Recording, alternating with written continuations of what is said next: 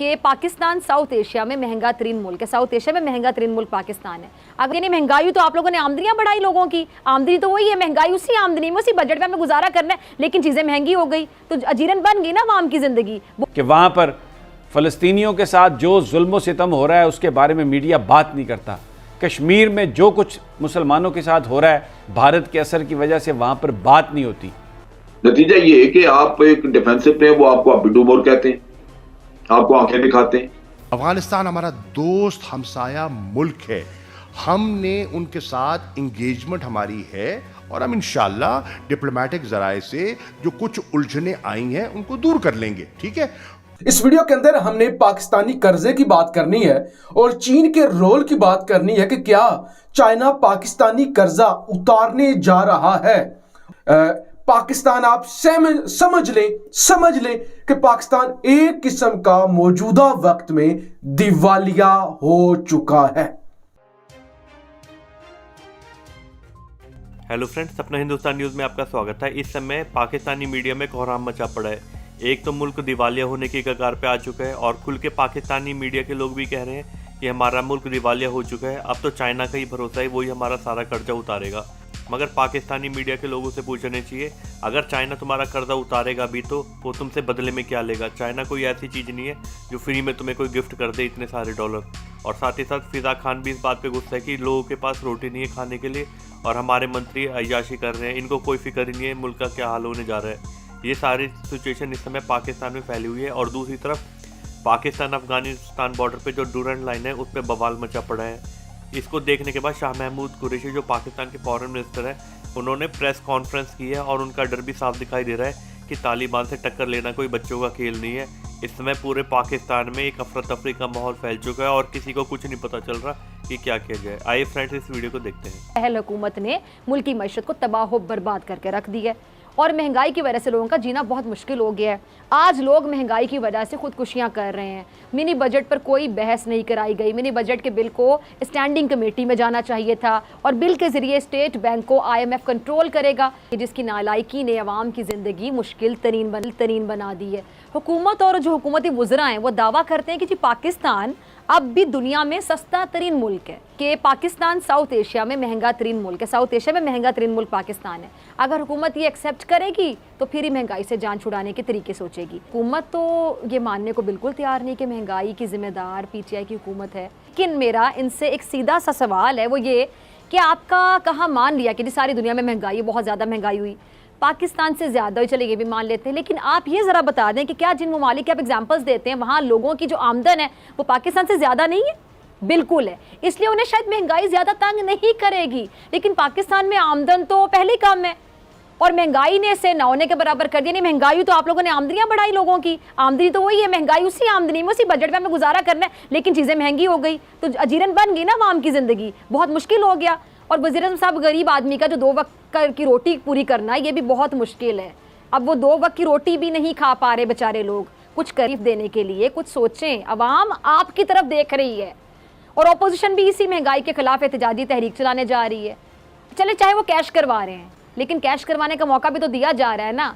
अगर अपोजिशन जमातें कह लें जी कि अपना उल्लू सीधा करने के लिए महंगाई मंजन बेचने जा रहे हैं, तो महंगाई तो है ना, इसे तो डिनाई नहीं किया जा सकता।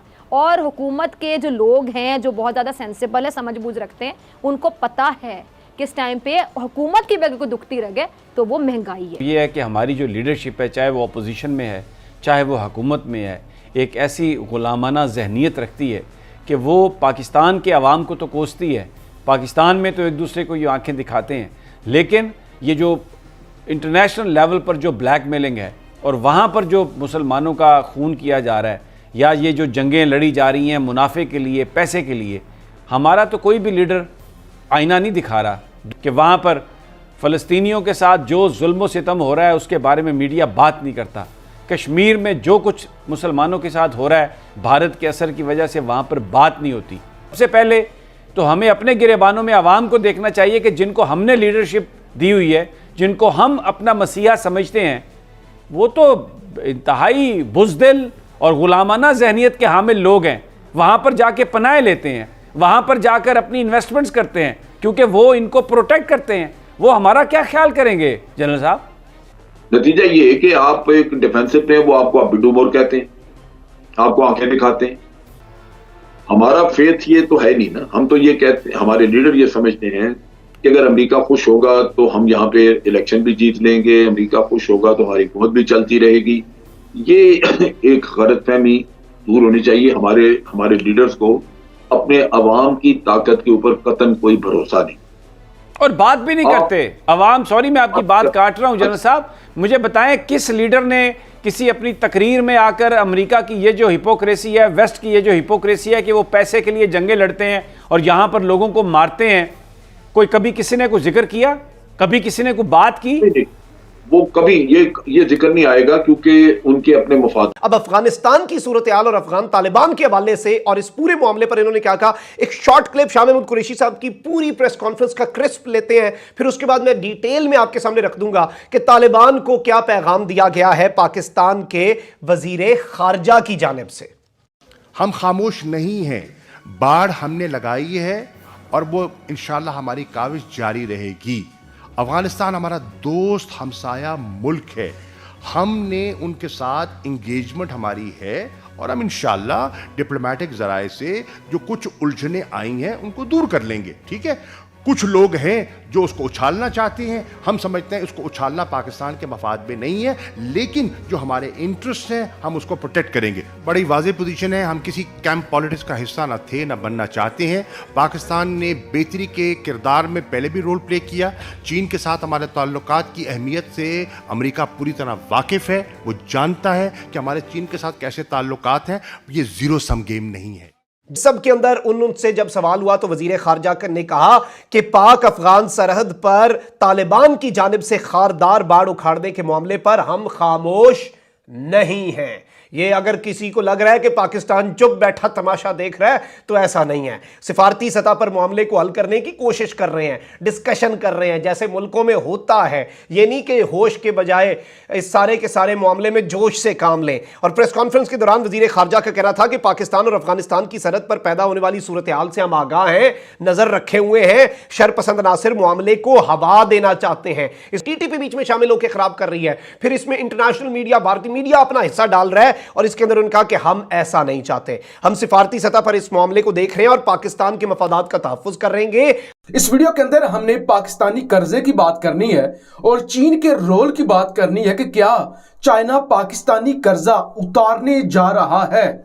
अगर मौजूदा सूरत हाल आज के दिन की देखी जाए या आज के दिन तक देखी जाए, पाकिस्तान पर इतने बैरूनी कर्जे चढ़ चुके हैं, यानी जो मेरे पास फिगर है वो 116 अरब डॉलर से ज्यादा का कर्जा है, बैरूनी कर्जा।